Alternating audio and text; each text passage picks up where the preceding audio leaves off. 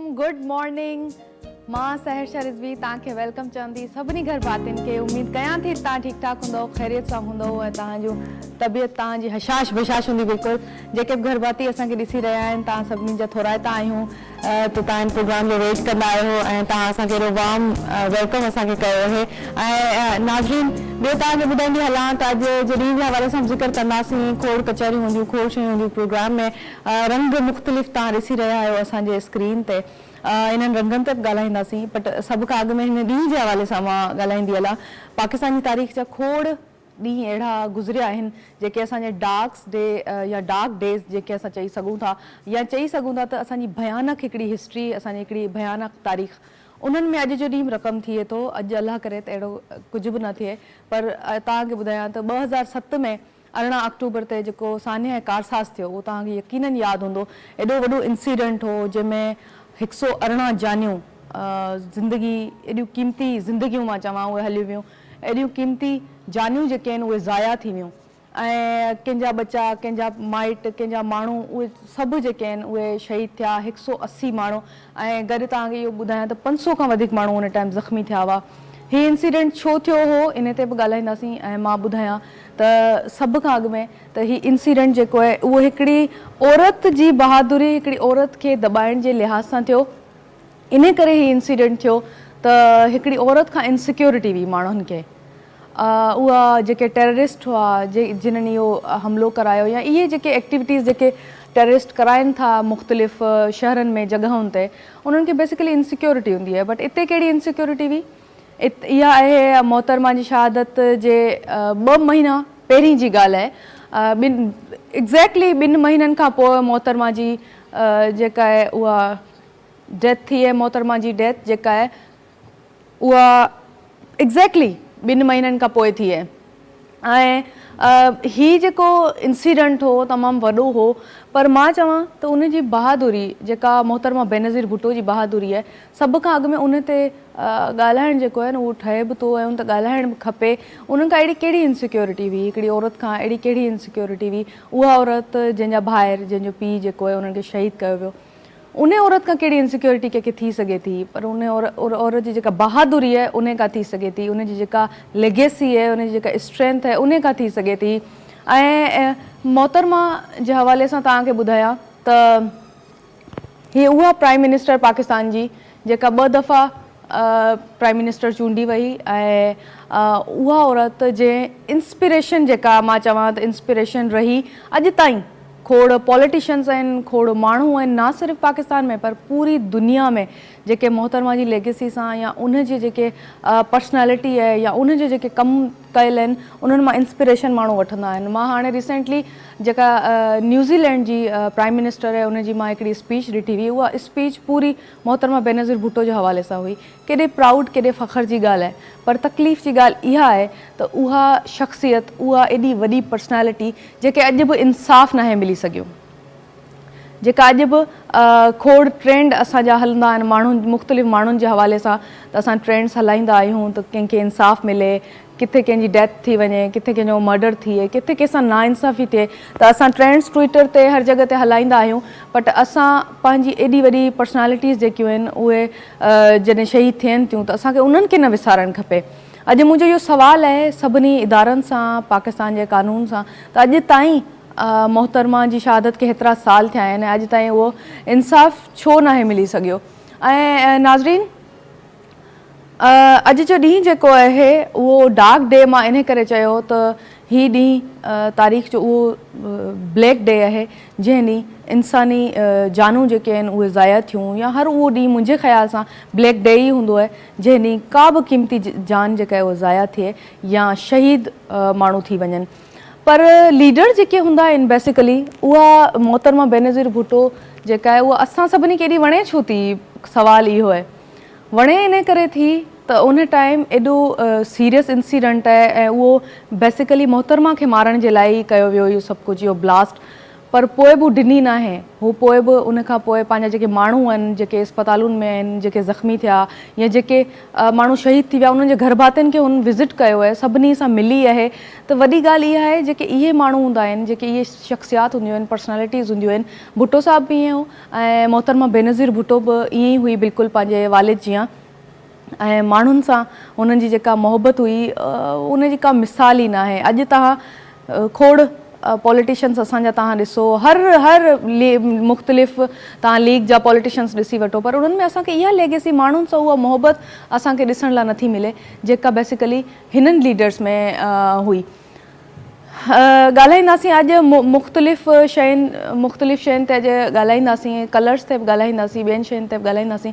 But अॼु ॻाल्हाइण जो मक़सदु इहो हो त मोहतरमा मां जेके बि माण्हू इंस्पायर अॼु थियनि था या थिया आहिनि, अॻिते बि थींदा रहंदा। ऐं खोड़ नौजवान छोकिरियूं असांजूं जेके आहिनि, मां सभिनी पेरेंट्स खे जेके असांखे माण्हू ॾिसनि था सभिनी खे स्क्रीन जे थ्रू चवंदसि त प्लीज़ पंहिंजी नियाणियुनि खे पढ़ायो। ख़बर न आहे कंहिंजे घर मां वरी का बेनज़ीर जागी पवे, वरी का बेनज़ीर असांजे सिंध जो, असांजे पाकिस्तान जो नालो रोशन करे। पेंटिंग तव्हां जेका पोयां ॾिसी रहिया आहियो, या मां मोहतरमा मां इंस्पायर थी ठाही आहे, या सिंध जी पारां, असांजे वतन जी पारां मोहतरमा बेनज़ीर भुट्टो जे लाइ हिकिड़ो ट्रिब्यूट आहे। तव्हांखे ख़बर आहे नाज़रीन त मां लाइव पेंटिंग्स कंदी आहियां ऐं मूंखे शौक़ु ॾाढो आहे पेंटिंग जो, मुंहिंजो पैशन आहे, मां चवां पहिरीं मोहबत ई पेंटिंग आहे। त अॼु जेका आर्टिस्ट असां सां गॾु अनल हक़ मौजूदु आहे, मां चाहियां पई त हिन खां मां पेंटिंग करायां अॼु लाइव। छो त पाण त माण्हू पेंटिंग करे थो, मिसाल आहे, पर ॿियो आर्टिस्ट जॾहिं करे थो पेंटिंग, मां चाहियां थी त हुनजो प्रोसेस असां ॾिसूं, डेमोस्ट्रेशन असांखे बेसिकली ॾे। त अॼु हूं त मां मोहतरमा बेनज़ीर भुट्टो खे जेको ट्रिब्यूट ॾिनो आहे, जेका पेंटिंग मां ठाही आहे तव्हांजी, उहा साम्हूं आहे, पर मां चाहींदसि त अॼु अनल हक़ खां असां उहो ट्रिब्यूट ॾियारियूं। अॼु स्पेशल ॾींहुं आहे त मां चाहींदसि त मोहतरमा खे असां ट्रिब्यूट ॾियूं, उन्हनि जी स्ट्रेंथ खे, उन्हनि जी लेगेसी खे, उन्हनि जी पर्सनैलिटी खे, उन्हनि जी ब्रेवरी खे अॼु असां ट्रिब्यूट ॾियूं। ऐं अनल हक़, आप ड्रॉ कर रही हैं इसको लाइव, अब पहली बार करी हैं, वैसे भी करती रहती हैं? नहीं, मैं लाइव करती रहती हूँ वैसे। हाँ, बहुत ज़बरदस्त। ॾिसूं था किस मीडियम में काम कर रही हैं? अभी फ़िलहाल मैं एक्रेलिक यूज़ कर रही हूँ, वैसे मोस्टली मैं ऑयल पेंट्स में काम करती हूँ। अच्छा, चलें ॾिसूं था एक्रेलिक जे मीडियम में अनल हक़ पेंटिंग ठाहे थी। इसानी साहब, तव्हांखे जॾहिं लाइव पेंटिंग कंदे कंहिंखे ॾिसो, को लाइव परफॉर्मेंस कंदे ॾिसो त आर्टिस्ट इंस्पायर ज़रूरु थींदो आहे? मूंखे एॾो मज़ो ईंदो आहे ऐं मां एॾो इंजॉय कंदो आहियां, यकीन कयो, ॾाढो सुठो लॻंदो आहे। ऐं हिन फील्ड में जेको असांजो दोस्त मंसूर ज़ुबैरी आहे, मुंहिंजो दोस्त आहे जी जी ऐं उहो यार आहे। ऐं गुज़िरियल ॾींहंनि में जेका हुन वीचारे सां आर्ट्स काउंसिल में थी, उनजो ॾाढो ॾुख आहे मूंखे। ऐं उते असल जेके आर्टिस्ट आहिनि उते मेंबर न आहिनि, ऐं नान जेके फ़नकार आहिनि उहे उते आर्टिस्ट न आहिनि, ऐं फ़नकार लवर उते मेंबर आहिनि। सो इहो बि हिकिड़ो ॾुख आहे, पर हीउ मूंखे ॾाढो सुठो लॻंदो आहे ऐं ॾाढो बहितरीनु लॻंदो आहे, त ख़ासि करे लाइव। सो मुंहिंजा इलाही दोस्त NCA जा दोस्त आहिनि, या तव्हांजे जामशोरे जा जेको इदारो आहे जेको सीएड, ऐं उनखां पोइ सूमरो साहिबु, हाणे कहिड़ो मौला बख़्श सूमरो साहिबु कंहिंजे नाले सां, शहीद अल्लाह बख़्श सूमरो साहिब जे नाले सां जेका इंस्टीट्यूट आहे, उते मुंहिंजा दोस्त आहिनि जेके उते पढ़ाइनि था, टीच कनि था। या हाणे रोहिड़ी में अरोड़ जेको इस्टेब्लिश थिए पियो, त यार दोस्त आहिनि। पर हीअ मूंखे मीडियम ॾाढी सुठी लॻंदी आहे, पेंटिंग वारी मीडियम ॾाढी सुठी लॻंदी आहे, पर इत्तेफ़ाक़ सां आउं न आहियां। तव्हां वरी तव्हांजो आर्ट जो मीडियम डिफरेंट आहे न, तव्हांजो आर्ट जो मीडियम आहे तव्हांजा एक्सप्रेशंस, इन्हनि सां तव्हां प्ले कंदा आहियो, मुख़्तलिफ़ कैरेक्टर पाण ते तारी करणु सभ खां मुश्किल आर्ट आहे, मां चवां थी। मां ॿुधायो त हिकिड़े हंधि असां रिकॉर्डिंग करियूं पिया, त उते हिकिड़ो ट्रेजिक सीन हुयो, त उते छोकिरा वरी मस्ती पिया कनि। मां 2-3 दफ़ा अवॉइड कयो, उन खां पोइ मां डायरेक्टर खे चयो, मां चयो यार यू आर नॉट प्रोफेशनल, मां चयो मस्ती था कनि, ट्रेजिक सीन आहे भाई, ऐं तूं हू बीठा कंदा त काॾां परफॉर्मेंस निकिरंदी। उहा अखियुनि जे इशारे, भिरवनि जे इशारे, फेस जे जेके हू आहे, जीअं तव्हां अॻु में लफ़्ज़ इस्तेमालु कयो, एक्सप्रेशंस मां मैसेज पास करणो हूंदो आहे, त येस नो एग्री आहे या डिसएग्री आहे। उहो फेस एक्सप्रेशन अखियुनि जी लैंग्वेज ऐं फेस जी लैंग्वेज सां ॿुधाइणो पवंदो आहे। तव्हां बिल्कुलु सही था चओ, ज़बरदस्त तव्हां ॻाल्हि कई आहे। अच्छा, अनल हक़ पोर्ट्रेट ठाहे रही आहे, लाजो भाई खे मां चवंदसि लाजो भाई ज़बरदस्त को म्यूज़िक असांखे अगरि तव्हां ॿुधायो, मूंखे इंस्ट्रूमेंटल म्यूज़िक ॾाढो वणंदो आहे, इंस्ट्रूमेंटल म्यूज़िक कुझु प्ले कयो।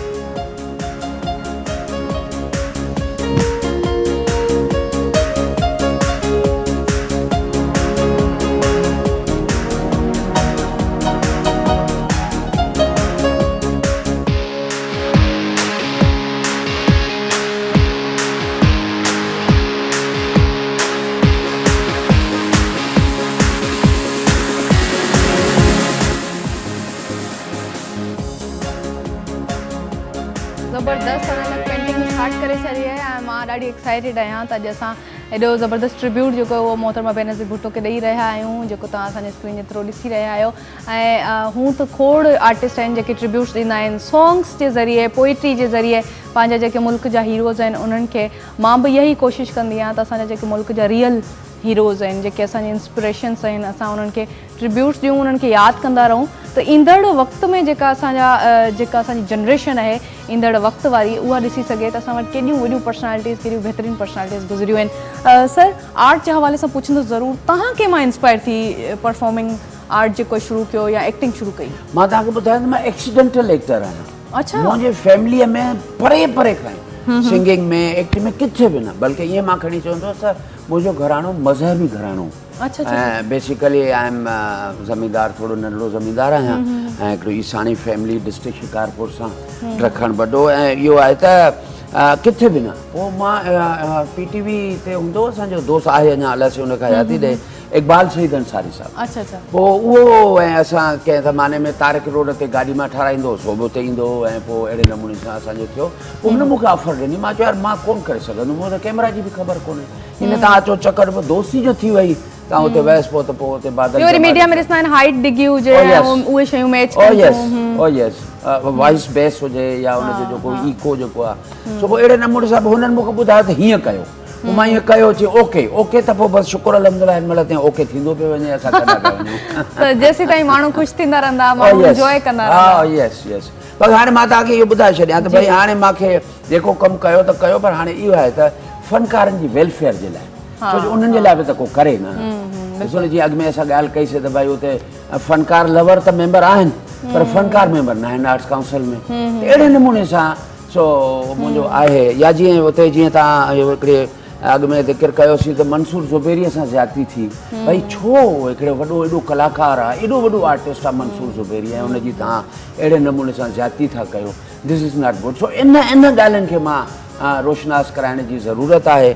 फ़नकार, अच्छा फेडरल गवर्नमेंट बि फ़नकारनि खे सपोर्टिंग करे थी, फंड्स ॾिए थी, पर असांखे ख़बर ई कोन्हे का। सो हाणे मां इनशाअल्लाह I am trying to shift partially to Islamabad, त मां उते वञी, ओ यस, मां उते वञी ऐं मां इहे बि कोशिशि कंदुसि त उते जेको federal culture department, federal government आहे, उनखां जेके फ़नकारनि जे लाइ को फलाह बहबूद जी का ॻाल्हि करे सघिजे, का उनजे लाइ कुझु पाण पतोड़े सघिजे, उन्हनि खे गॾु करे सघिजे, इहो आहे।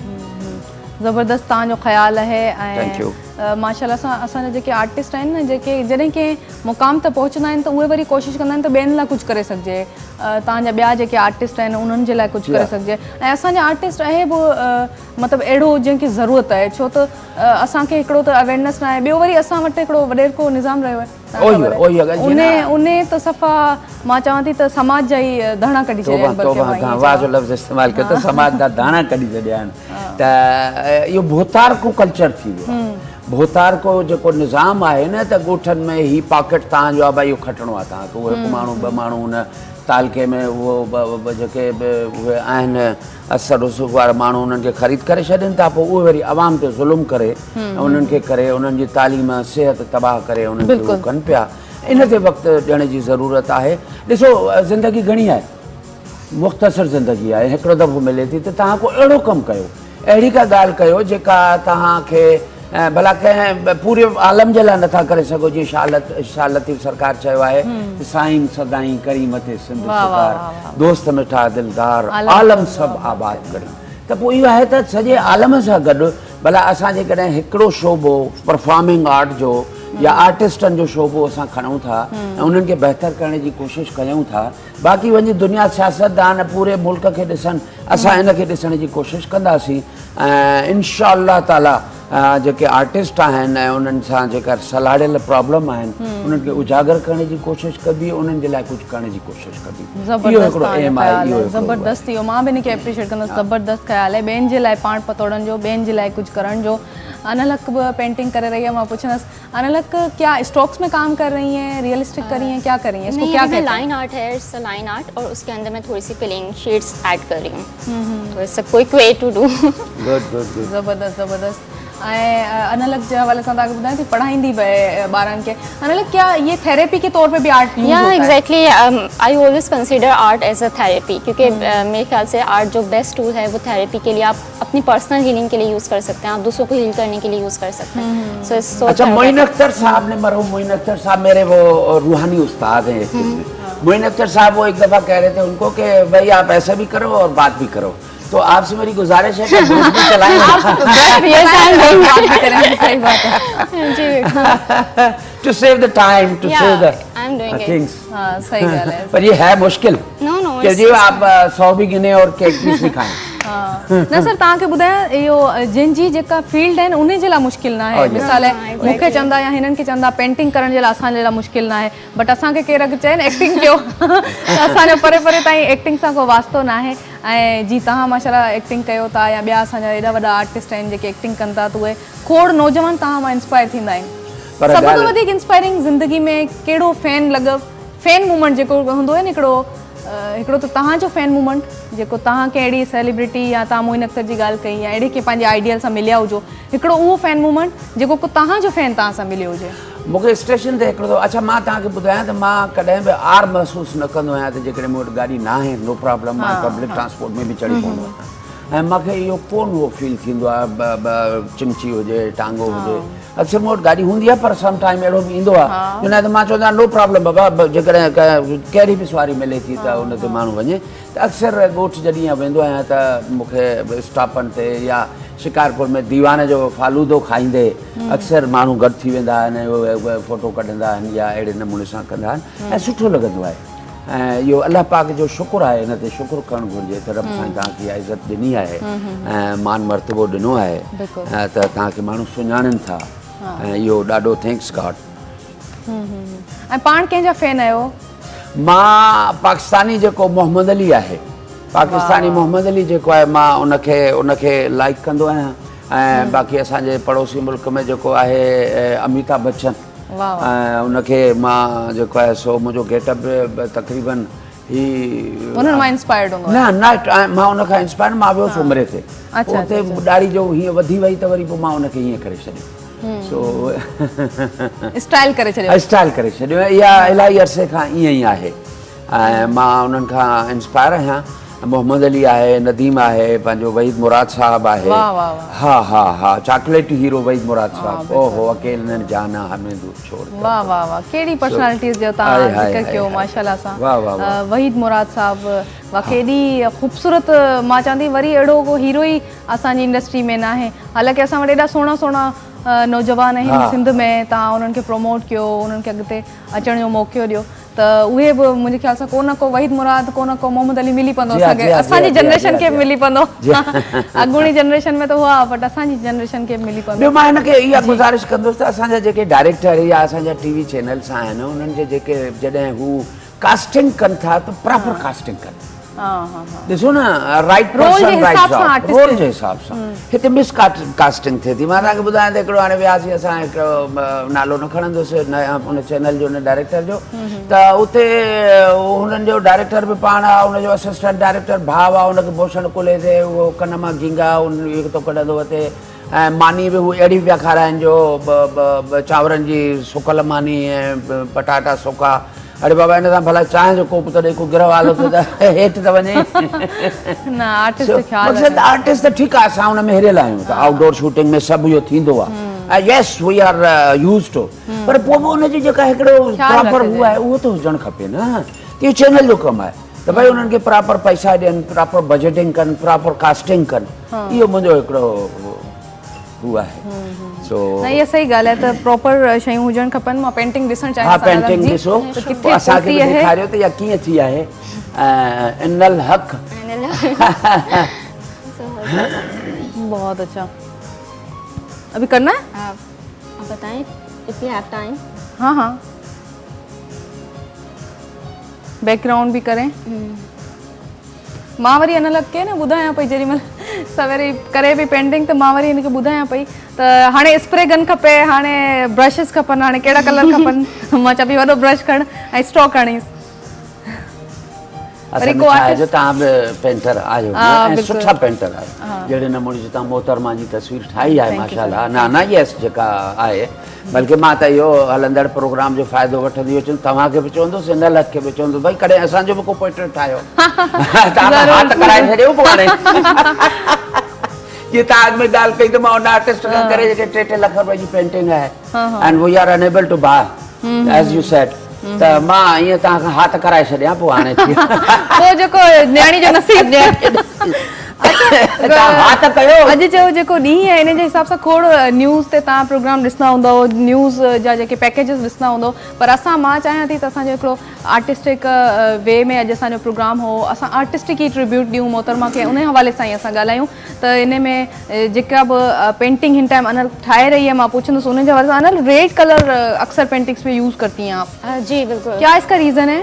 एक्चुअली ये फेमिनिस्ट से बहुत मुझे कनेक्टेड लगता है। रेड कलर स्कारलेट जो टोन्स होती हैं वो बहुत मुझे कनेक्टेड फील होती हैं वुमेन के साथ। और ट्रांसपेरेंसी में कलर यूज कर रही हैं पहली बार मैं ऐसा पेंटिंग देख रही हूँ अनल की जी नहीं तो वो हेवी से स्ट्रोक्स होते हैं एक्चुअली ड्यू टू टाइम के मैं बहुत लाइट स्ट्रोक्स यूज कर रही हूँ और बिल्कुल ट्रांसपेरेंसी में काम करना चाह रही हूँ। अच्छा वैसे लड़कियां पेंटिंग करती हैं तो अच्छी भी लगती हैं लड़के भी अच्छे लगते हैं मुझसे पूछे ना लड़के भी अच्छे लगते हैं पेंटिंग करते हैं पेंटिंग भी सब अच्छा लगता है बल्कि मैं कहूँ कोई भी आर्ट चलो आपने हमें लड़कों को खुश कर दिया थैंक यू वेरी मच।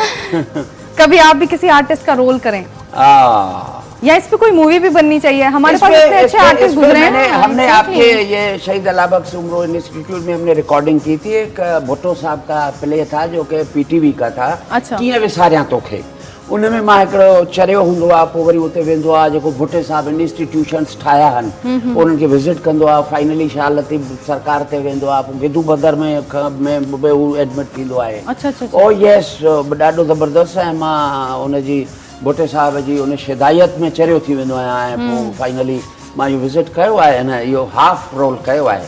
अच्छा अच्छा अच्छा अच्छा मतलब तव्हां चओ त चरिये जो रोल जेको चरियो आर्टिस्ट आहे न न न न तव्हां उहा ॻाल्हि था कयो अॼु जेको जेको सभई चवंदा आहिनि को बि आर्टिस्ट हूंदो न उनखे सभु चवंदा आहिनि चरियो ऐं मां चवां थी जेको क्रिएटिव माण्हू आहिनि क्रिएटिव माण्हू के ये लक़ब मिलता रहना है हाँ, ऐं वरी असांजी ॿोली में आर्टिस्टिक ज़ुबान में अलॻि है ना हमारी ज़ुबान में जेके आर्टिस्ट आहिनि उन्हनि खे वरी असां हिकिड़ो स्पेसिफिक लफ्ज़ यूज़ कंदा आहियूं जेको हूंदो है क्या कहते हैं उसको स्पेशल पर्सन आर्टिस्ट को क्या कहते हैं एक स्पेशल टर्म होती है जो हम आर्टिस्ट के लिए यूज करते हैं कि ना वो पागल नहीं है वो स्पेसिफिक आने लफ्ज़ याद है ना ना असां वरी चवंदा आहियूं स्पेशल पर्सन है वो स्पेशल पर्सन आहे सम यूनिक पर्सन असां इहे चरे के चवंदा आहियूं असां छो त असांखे वरी मुआशरे में मुंहिंजे घर में मूंखे सभु अक्सर चवंदा आहिनि चरी आहे छो त मां पंहिंजे ख़्यालनि में रहंदी आहियां पंहिंजी 10 कम गॾु कंदी आहियां बट अञा बि मूंखे सभु चवंदा आहिनि चरी आहे।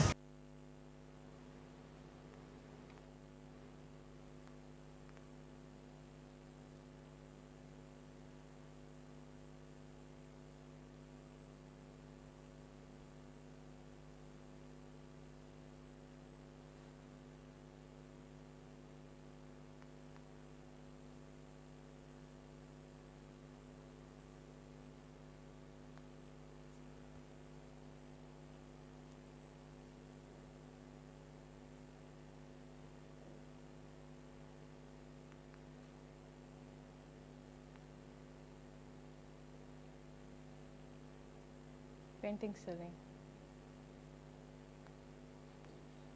जी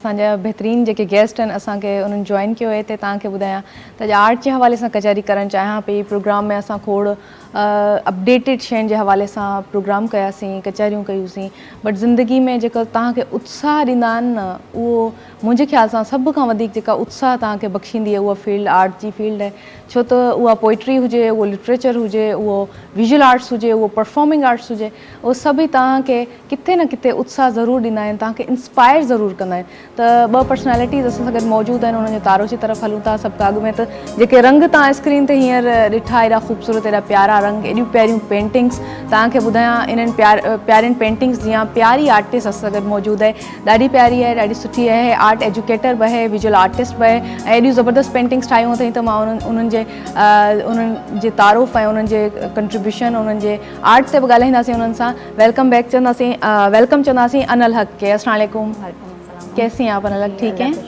बहुत शुक्रिया आपने हमें ज्वाइन किया है। नाज़रीन, ॿी पर्सनैलिटी बि असां सां गॾु मौजूदु आहे ऐं जॾहिं असां ॻाल्हि कयूं विजुअल आर्ट्स जी, जेको पेंटिंग आहिनि बेसिकली या स्कल्पचर्स आहिनि, उते हिकिड़ी ॿी फील्ड आहे performing arts ji.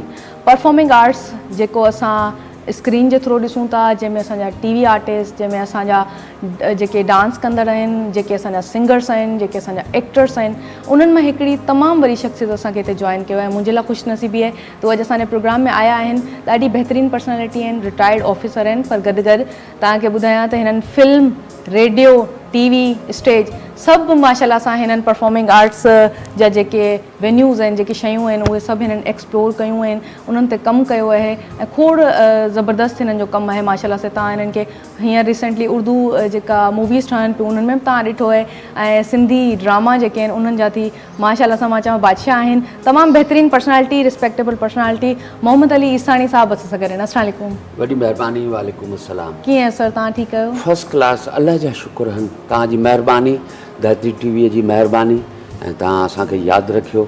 Again thank you very much. Thank you so much, तव्हां असांखे जॉइन कयो आहे। अॼु जे ॾींहं जे हवाले सां पुछणु ज़रूरु चाहींदसि त अॼु जो जेको पहिरियां त ॾींहुं आहे उहो कारसाज़ वारो वाक़ियो जेको तव्हांखे यादि हूंदो। जी बिल्कुलु, मोहतरमा जे हवाले सां केॾो भयानक वाक़ियो ऐं मोहतरमा जेका आहे शहीद उते बची वई हुई, उन्हनि जी थी वई, पर उन में जेके कारकुन हुया पार्टी जा उहे शहीद थिया हुया। ऐं अॼु सुबुह मां जॾहिं अचां पियो त उन में हले पियो त उन में जेके जिन जी सुञाणप न थी सघी हुई कारसाज़ वाक़िए में, मोहतरमा जे जुलूस में जेके कारकुननि जी न थी सुञाणप, उन्हनि खे मैं भुट्टो हूं जो नालो ॾेई ऐं ॻड़ी ख़ुदा बख़्श में उन्हनि खे दफ़न कयो वियो। ऐं मोहतरमा जी छा ॻाल्हि कजे, daughter of east and she was very brilliant and she was internationally she was the first lady जेका फर्स्ट इस्लामिक कंट्री जी जेका वुमेन प्राइम मिनिस्टर हुई। इहो वॾो एज़ाज़ आहे। ऐं असांजे मुल्क जे लाइ ज़ुल्फ़कार अली भुट्टे साहब, शहीद ज़ुल्फ़कार अली भुट्टे साहब जी न्याणी मोहतरमा शहीद बेनज़ीर भुट्टो साहिबा। इहो असांजो सिंधियुनि जो नुक़सानु न, इहो पाकिस्तान जो नुक़सानु न, पर मां सम्झां थो इंटरनेशनली वॾो हिकिड़ो ग्लोबली वॾो नुक़सानु आहे जेको खाल नथो भरे सघे। सच इहो आहे, हक़ीक़त। मां रिसेंटली न्यूज़ीलैंड जी जेका प्राइम मिनिस्टर आहे उन्हनि जी स्पीच ॿुधां पई, उहा स्पेशली मोहतरमा जे हवाले सां ॻाल्हाए पई ऐं प्राउडली ॿुधाए पई त उन्हनि जी जेका नंढड़ी चए पई त मुंहिंजी नंढड़ी जेका आहे उहा बि सेम मोहतरमा जंहिं डेट ते पैदा थी आहे, मुंहिंजी नंढड़ी बि उन ई डेट ते पैदा थी आहे। ऐं इंस्पिरेशनल हिकिड़ी ॾाढी हुनजी स्पीच हुई ऐं ॾाढे फ़ख्र जी ॻाल्हि आहे। मोहतरमा खे अॼु बि असां ॾाढे प्यार सां मान सां यादि कंदा आहियूं, वॾी ॻाल्हि आहे। ऐं इहो ई मान प्यार जेके आहिनि असांजा माण्हू डिज़र्व कनि था, जेके असांजी धरती जे माण्हुनि जे लाइ प्यार रखनि था, मोहबत रखनि था पंहिंजे दिलि में। अनल हक भी गॾु है, तो अनल हक का पूछना, अनल हक क्या क्या चल रहा है आजकल आर्ट में? आप क्या क्या कर रही हैं आजकल? आर्ट में बहुत डिफरेंट एक्सपेरिमेंट्स चल रहे हैं मेरे, और साथ में कुछ आर्ट वर्कशॉप्स हैं, कुछ कोर्सेज हैं जो एक कोलैबोरेशन के साथ एक इंस्टीट्यूट के साथ चल रही है। तो अल्हम्दुलिल्लाह इट्स ऑल गोइंग गुड। अच्छा, कितना टाइम हुआ है अनल हक? 12 साल आपको हुए माशाल्लाह से आर्ट प्रैक्टिस करी। In this field I have been like 12 years I have been into education field and now I am practicing from 5 to 6 years. माशाल्लाह से हिननि जो कमु जेको आहे घणो फेमिनिज्म जे हवाले सां आहे, औरतुनि जे हवाले सां आहे। ज़्यादा क्या थीम्स होती हैं आपके काम की? मोस्टली मेरी जो थीम्स हैं वो ह्यूमन नेचर से रिलेटेड होती हैं। जैसे ह्यूमन की डिवाइन नेचर होती है, वो क्या फील करते हैं, उनकी इमोशंस, फीलिंग पैटर्न्स, इससे रिलेटेड होता है। और जो आप देखेंगे मेरे काम में बहुत वर्सटैलिटी है, like I don't go for one thing, बहुत डिफरेंट चीज़ें, उसमें डाइवर्सिटी आपको नज़र आएगी स्टाइल में, टेक्निक में। तो I like to experiment with art. ज़बरदस्त, माशाल्लाह सां रंगनि जी ज़ुबान आहे, रंगनि सां एक्सप्रेस कंदा आहिनि आर्टिस्ट बेसिकली पंहिंजे पाण खे, पंहिंजी फीलिंग्स खे। इन्हनि ते वञा ॻाल्हाईंदासीं। ईसानी साहब खां पुछणु चाहींदसि, सर तव्हां अॼुकल्ह फ़नकार जेके आहिनि उन्हनि जे लाइ इलाही कमु करे रहिया आहियो, इहो पुछणु चाहींदसि त छा छा कयो अथव ऐं छा इरादा आहिनि? दुआ कयो, मां फ़नकारनि जे लाइ अलाह करे कुझु करे सघां। बाक़ी फ़नकारनि खे ऐं ख़ासि करे असांजा रीजनल ऐं सिंधी फ़नकारनि खे गॾु करणु इन जे ईअं आहे जीअं जीअरनि ॾेढरनि खे ताराज़े में विझी तोड़ियो।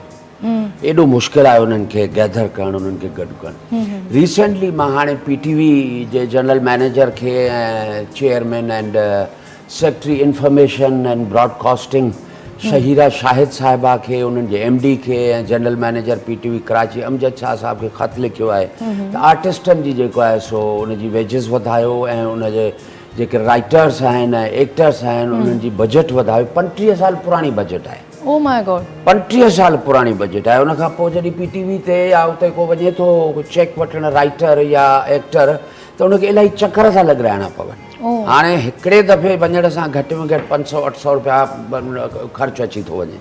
हाणे हुनखे मिलनि टोटल 6-7 हज़ार रुपया ऐं हू वरी 4 चकर 5 लॻाए अध खां वधीक उनजा पैसा उन में हलिया था वञनि। पर पोइ ॼण इहो आहे त फ़नकार ऐं राइटर खे इनर सेटिस्फिकेशन आहे त यार मुंहिंजी हिकिड़ी जेको मुंहिंजी तख़लीक़ आहे उहा हले पई करे पई त उन करे हू करे पियो त मां ख़त लिखियो आहे। ऐं हिकिड़ो ॿियो ख़त पाइपलाइन में आहे जेको असांजे प्रेसिडेंट आर्ट्स काउंसिल खे लिखां पियो त अहमद शाह साहब खे। ऐं उते बि हिकिड़ो अहिड़ो कल्चर मूंखे नज़र अचे थो त लुक बिज़ी डू नथिंग, माज़रत सां यस। ऐं त भई मां उनखे लिखां थो त उतां जे जेके फ़नकार आर्टिस्ट आहिनि उन्हनि जे लाइ बहितर कीअं थो थी सघे ऐं आर्ट्स काउंसिल खे अपग्रेड कीअं थो करे सघिजे। उन में इलाही शयूं आहिनि त उते भई जेको आहे सो कुर्सियूं प्रॉपर न आहिनि, टेबल प्रॉपर न आहिनि, या उतां जी वॾे में वॾी ॻाल्हि इहा आहे त मेस जेका आहे आर्ट्स काउंसिल जी या कैफेटेरिया जेका आहे उहा सब्सिडाइज़ हुजे for the members of ACP Karachi at par press club Karachi, या उते जेको आहे सो ATM मशीन हुजनि, एम्बुलेंस हुजणु खपे। ऐं उन खां अलावा फ़नकारनि जे फलाह बहबूद जे लाइ बजट अचे थी जेका ॿुधो आहे त सिर्फ़ु कल्चर डिपार्टमेंट उन्हनि खे 30 करोड़ जे लॻभॻि बजट सिर्फ़ु कल्चर डिपार्टमेंट ॾिए थो, जंहिंमां पहिरीं किस्त 6 करोड़ रुपया उन्हनि खे जारी थी चुकी आहे according to newspaper news. So उन जे करे सो उहो मां उनखे ख़त लिखां थो ऐं अहिड़े ई नमूने सां फ़नकारनि जे फलाह बहबूद जो जेको हूंदो उहो। ऐं छा रिस्पॉन्सिबिलिटीज़ आहिनि आर्ट्स काउंसिल जूं हिकिड़े आर्टिस्ट जे लाइ? रिस्पॉन्सिबिलिटी आर्टिस्ट जे लाइ इहो आहे त उनखे फैसिलिटेट करे to promote the culture, all type of culture.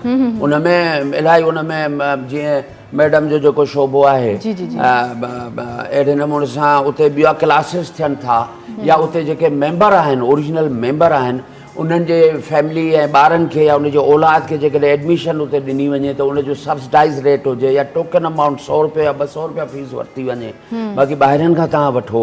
अहिड़े नमूने जो 14, 13, 14, 15 पॉइंट्स आहिनि जेके मां उनखे लिखां थो ऐं उनखे मां रिक्वेस्ट कई आहे त प्लीज़ हिनखे अपग्रेड कयो। या हाणे जेके हींअर जेके असांजे बोर्ड मुतासिरीन असांजा जेके फ़नकार हुया उन्हनि जे लाइ जेको असां करे सघियो आहे करे रहिया आहियूं। इन में मां जीअं हाणे मोहतरमा जो अॼु ॾींहुं आहे बेनज़ीर शहीद बेनज़ीर भुट्टो साहिबा जो, मां रिक्वेस्ट कंदुमि हिन पार्टी खे त जॾहिं जेसिताईं भुट्टो साहिबु हुयो जेसिताईं मोहतरमा हुई ॾाढी ज़बरदस्त पार्टी हुई। ऐं हींअर जेको आहे सो उहे जेके आहिनि त असांजा जेके वर्कर या जियल आहिनि मां माज़रत सां चवंदुसि त हींअर उहा पार्टी न आहे। सिंध हिन वक़्तु ॾाढी सूरनि में आहे, सिंधी माण्हू ॾाढो अज़ाब में आहे, भोतार को कल्चर आहे।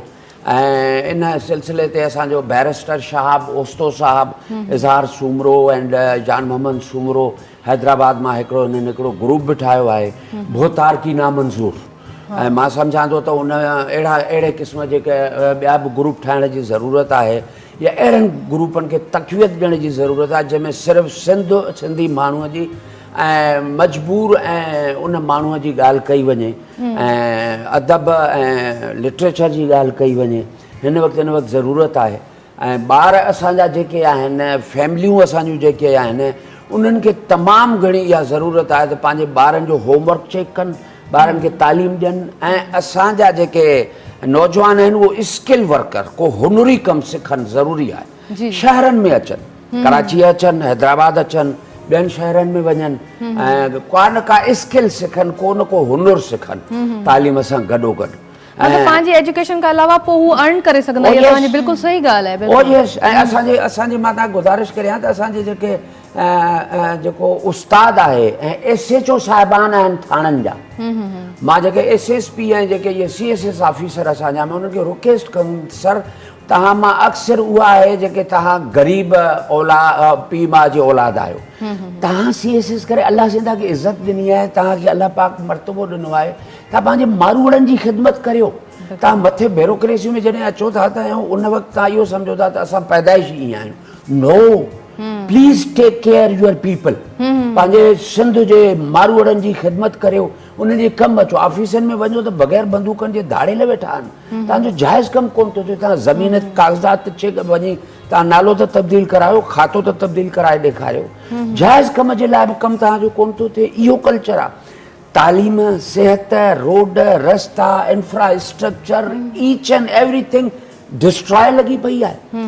भाई ॿियो त छॾियो, पर तव्हांजो जेको मिलावट एतिरी आहे हर शइ में, मिर्च, मसालो, खीर, नंढड़नि ॿारनि खे खीर था पीआरियूं असां, उहो मिलावट शुदा आहे। छा कोई इहे जेके प्राइस कंट्रोल ऐं क्वालिटी कंट्रोल वारा जेके इदारा आहिनि उहे कोन्हनि के, सभु आहिनि। डिपार्टमेंट्स मौजूदु आहिनि, स्टाफ मौजूदु आहे, उन्हनि जी ड्यूटी आहे त मार्केट में वञनि, विज़िट कनि, चेक कनि, सैंपल्स वठनि, उन्हनि खे सील पैक कनि, उन्हनि खे लेबोरेटरी चेक कनि ऐं फाइन कनि उन्हनि खे, पर वञनि था ॾियारियूं हणी मोटी था अचनि। ग़रीब माण्हू, अवाम माण्हू परेशान आहे। बिल्कुलु बिल्कुलु। ऐं तव्हांजी ॻाल्हि मूंखे ॾाढी सुठी लॻी त मोहतरमा जी पार्टी आहे त इन करे असांजी उमेद बि उन्हनि सां वधीक आहे। सिंध जा जेके माण्हू आहिनि उन्हनि जी उमेदूं वधीक आहिनि।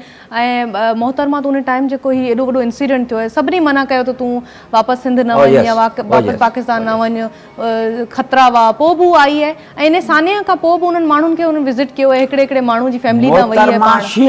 मोहतरमा जहिड़ो केरु थींदो। ऐं मां तव्हांखे मथे जी ॻाल्हि ॿुधायां, हींअर सैलाब वारी सूरत हाल जेका तव्हां असां सभिनी हम लोगों ने देखी है, उन सूरत हाल में को बि हिकिड़ो मूंखे MPA MNA को बि पीपल्स पार्टी जो नज़र कोन आयो आहे। मां तव्हांखे गुज़ारिश कयां त मौजूदा पीपल्स पार्टी, ईअं तो मां ईअं ॾुख थो थिए त भोतार की पार्टी थी वई आहे, भोतार की पार्टी थी वई आहे। ईअं न थियणु खपे। हेॾी वॾी पार्टी, हेॾी शहीद ज़ुल्फ़िकार अली भुट्टो, शहीद मोहतरमा बेनज़ीर भुट्टो साहिबा, एॾी वॾी पार्टी, ऐं उहा ईअं भोतार की पार्टी। उन्हनि जूं उमेदूं वधीक आहिनि माण्हुनि जूं जेके आहिनि मोहतरमा जे करे ई वधीक आहिनि। ऐं मुंहिंजे ख़्याल सां उन्हनि माण्हुनि जी उमेदुनि खे पूरो करणु खपे। अनलग खां पुछंदसि, अनलग कहाँ से इंस्पायर हुई हैं? आर्ट आपने स्टार्ट किया है, कोई ना कोई इंस्पिरेशन ज़रूर होती है। जी बिल्कुल, मैं वेस्टर्न आर्ट से बहुत ज़्यादा इंस्पायर हूँ। रेनेसेंस पीरियड जो है उससे बहुत ज़्यादा उन्हें स्टडी करना मुझे अच्छा लगता है। तो मैं माइकल एंजलो या लियोनार्डो डा विंची उनसे बहुत ज़्यादा इंस्पायर हूँ।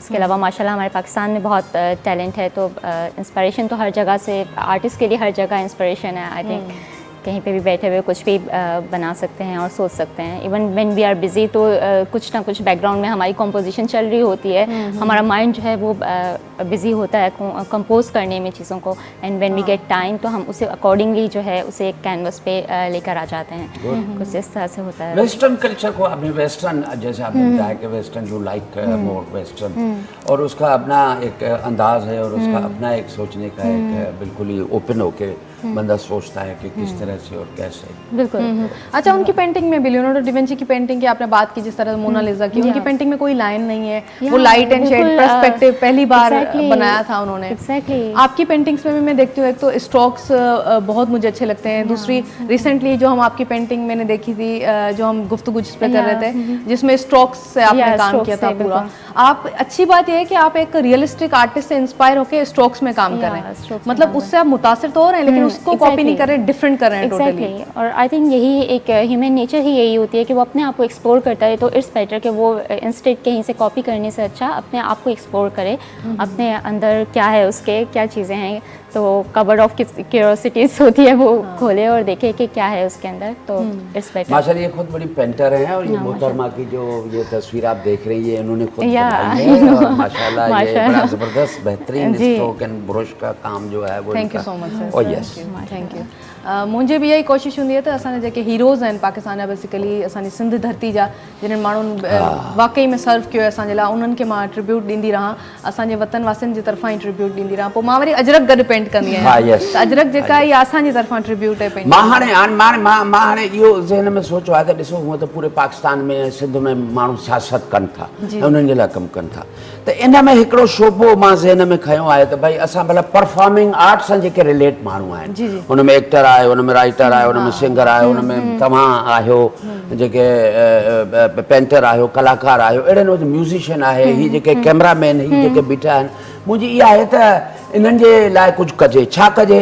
हाणे फ़र्ज़ु कयो त जेकॾहिं तव्हां हिते वेठा प्रोग्राम कयो था त घटि में घटि तव्हांखे 2 लाख रुपया त बकाइर मिलणु खपे, जेको मुंहिंजो ज़हन थो चए। या ही कैमरामैन जेको बीठो आहे नी, लाख रुपया घटि में घटि पघार हुजणु खपे। तव्हांजो ॾाढी महिनत जो महिनत जो कमु आहे। तव्हां ऐं ॿियो छड़ो महिनत, ज़हनी महिनत आहे। तव्हां पाण वलोड़ियो था, पाण जेको आहे पतोड़ियो था, ऐं हिकिड़ी थॉट आहे। ऐं जेकॾहिं तव्हां उनखे वधीक हिकिड़ो इंसेंटिव कंदव त तव्हां वधीक उन खां कमु उहो वधीक बहितर करे सघे थो। सो अहिड़े नमूने सां इहो आहे। हाणे जे फ़र्ज़ु कयो हिकिड़ो प्राइवेट चैनल जो प्रोग्राम मैनेजर आहे, मां सम्झां थो त 2.5-3 लख रुपया हुनजी पघार हुजे, गाॾी हुजे हुनखे, ऐं हुनखे हिकिड़ो प्रॉपर नमूने सां हिकिड़ो जेका आहे सो हिते कैंटीन हुजे, मैस हुजे। पर असांजा हिते चैनल्स अक्सर अहिड़ा बि आहिनि जो उहे पाणी बि कोन था पीआरनि, चांहि बि कोन था पीआरनि। ऐं मॉर्निंग ऐं इवनिंग शो में जेके आर्टिस्ट असां ॿिया टिया अचूं था त उनखे रुगो हू थैंक यू वेरी मच, अस्सलाम वालेकुम। सो मक़सदु त उहा बि तव्हांखे ख़बर आहे त केतिरा पैसा मिलनि। वो ड्यू रिस्पेक्ट आर्टिस्ट खे ठहे थी, ठहे थी। यस, तव्हां इहो ॿुधायो त आर्टिस्ट जेको बि आहे आङुरनि ते ॻणियो ख़तमु था थी वञनि। डॉक्टर केतिरा आहिनि, इंजीनियर केतिरा आहिनि, MBA केतिरा आहिनि, CA केतिरा आहिनि, उहे लातादाद आहिनि। आर्टिस्ट जेके आहिनि उहे सम U can get the name of tip. ऐं हिस्ट्री जेका असांजी आहे, असांजी जेका तारीख़ महफ़ूज़ थिए थी उहा आर्टिस्ट जे थ्रू ई थिए थी। सुभाणे मतिलबु 50 सालनि खां पोइ जॾहिं तव्हांजे ड्रामा या फिल्मूं माण्हू ॾिसंदा या असांजा नौजवान ॾिसंदा, उन्हनि खे ख़बर पवंदी त हिन एरा में ही कमु थियो, हिन तरह जा आर्टिस्ट हुआ। या असांजूं पेंटिंग्स ॾिसंदा, हिननि जूं पेंटिंग्स अलॻि अलॻि जूं मिसाल आर्टिस्ट ईंदड़ ॾिसंदा, त उन्हनि खे ख़बर पवंदी थी सॼो कमु। मौजूदा सैलाब में हिन में असांजो जेको आर्टिस्ट आहे, सिंध जो आर्टिस्ट, उहो एॾो मुतासिर थियो आहे, हद खां वधीक मुतासिर थी वियो आहे। उन्हनि जा घर किरी पिया आहिनि, उन्हनि जो माल लुड़ी वियो आहे, उन्हनि जो अनाज ख़तमु थी वियो आहे, ज़मीननि में पाणी आहे। मां आर्ट्स काउंसिल जे हिन अहमद शाह साहिब खे सोशल मीडिया ते क्लिप रखी, मां चयो भई तव्हां फ्लड रिलीफ कैंप लॻायो, त 2nd-3rd डे ते मुंहिंजे उन क्लिप खां पोइ अहमद शाह साहिब उहा क्लिप लॻाई त भई जेको आहे सो आर्टिस्टनि जे लाइ कुझु बहितर थी सघे।